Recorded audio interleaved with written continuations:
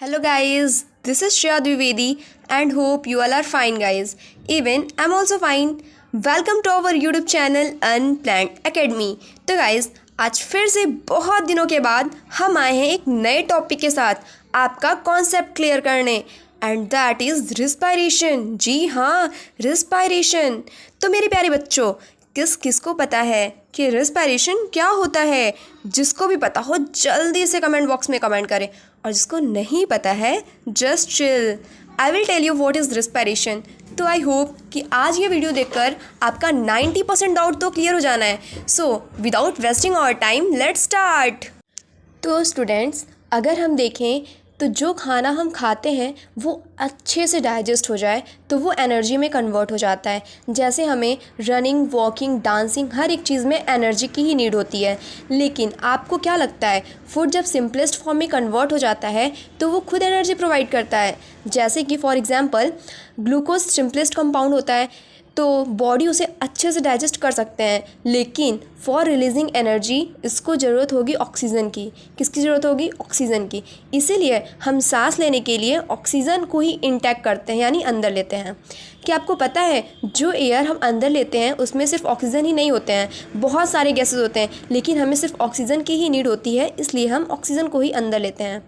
तो हमें फूड से एनर्जी को रिलीज़ करने के लिए ऑक्सीजन लेना होता है और कार्बन डाइऑक्साइड को रिलीज़ करना होता है। तो फ्रेंड्स, क्या इसी प्रोसेस को कहते हैं रिस्पायरेशन? नहीं, दैट इज़ कॉल्ड ब्रीथिंग। ये तो बहुत गलत फहमी है कि बहुत सारे बच्चे इसी को रिस्पायरेशन समझते हैं, जबकि इसको ब्रीथिंग कहते हैं। ये ब्रीथिंग और रिस्पायरेशन बहुत अलग अलग होते हैं। रिस्पायरेशन क्या होता है? एक सेलुलर प्रोसेस होता है रिस्पायरेशन, जिसको कहते हैं कोशिकीय प्रक्रिया। इसमें सेल्स के अंदर फूड को ब्रेक डाउन करके एनर्जी को रिलीज़ करते हैं। सेल्स के अंदर फूड को ब्रेक डाउन करके एनर्जी को रिलीज़ करते हैं, उसको कहते हैं रिस्पायरेशन।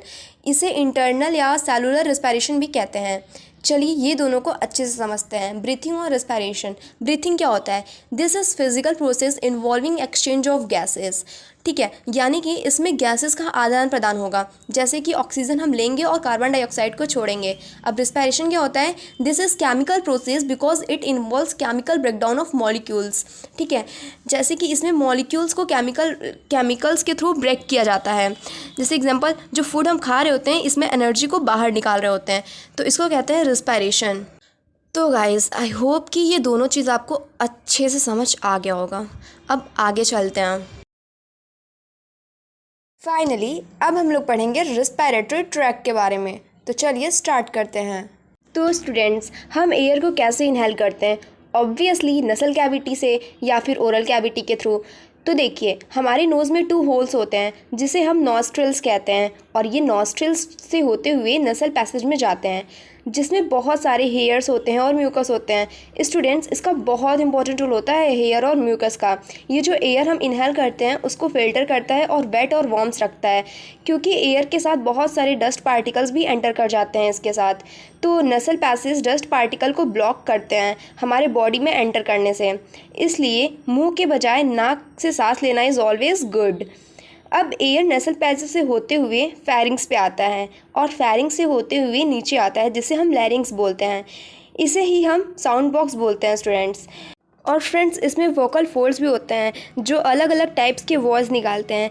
गाइस, लैरिंग्स में थायराइड कार्टिलेज भी होता है जिसे हम एडम्स एप्पल भी कहते हैं। तो नसल कैविटी, फेरिंग्स, लैरिंग्स मिलके अपर रिस्पायरेटरी ट्रैक्ट बनाते हैं। अब लोअर रिस्पायरेटरी ट्रैक्ट के बारे में पढ़ेंगे हम लोग। तो लैरिंग्स के बाद ट्रैकिया होता है जिसे हम विंड पाइप भी कहते हैं। तो फ्रेंड्स, इस पर सी शेप्ड के रिंग ऑफ कार्टिलेज एम्बेडेड होते हैं। ये लगभग 16 से 18 होते हैं। ट्रेकिया 2 पार्ट में डिवाइडेड होता है जिसे हम ब्रोंकाई या ब्रोंकस बोलते हैं, और नेसल कैविटी से होते हुए एयर जो है वो विंड पाइप से ब्रोंकस द्वारा लंग्स तक पहुंच जाता है। फिर ये बहुत सारे ब्रांचेस में डिस्ट्रीब्यूट हो जाते हैं और फिर फर्दर वो बहुत सारे ब्रांचेस में डिस्ट्रीब्यूट हो जाते हैं, राइट। अब आप देखो, ब्रांचेस के बिल्कुल एंड में छोटा सा बैग लाइक स्ट्रक्चर बहुत सारे होते हैं, मिलियंस, जिसका नेम है students alveolus. Alveolus singular word है और इसको प्लूरल में एल्वियोलाई बोलते हैं। जो मोटी ब्रांचेस हैं जिसके ऊपर रिंग ऑफ कार्टिलेज हैं उसे हम ब्रोंकस बोलते हैं और इन प्लूरल ब्रोंकाई बोलते हैं। जो पतली ब्रांचेस हैं उसे हम ब्रोंकियोल बोलते हैं, प्लूरल में ब्रोंकियोल्स बोलते हैं। अब जो दोनों लंग्स होते हैं उनके ऊपर थीन मेम्ब्रेन होते हैं जिसे हम प्लूरा बोलते हैं। जो लंग्स होता है स्टूडेंट्स, ये 2 इन नंबर होता है और ये बहुत ही इंपॉर्टेंट ऑर्गन है रेस्पिरेटरी सिस्टम का।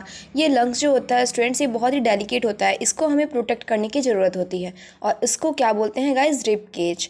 अब ये नीचे देखें स्टूडेंट्स, ये जो मेम्ब्रेन लाइक स्ट्रक्चर होता है जिसको हम बोलते हैं डायफ्राम, और इसके नीचे क्या होता है, डाइजेस्टिव सिस्टम के ऑर्गन होते हैं जैसे कि small intestine, stomach, large intestine, जिसके बारे में हम लोगों ने पढ़ाया हुआ है। तो guys finally we have completed all the topics related to respiration in very short, and I hope you like this.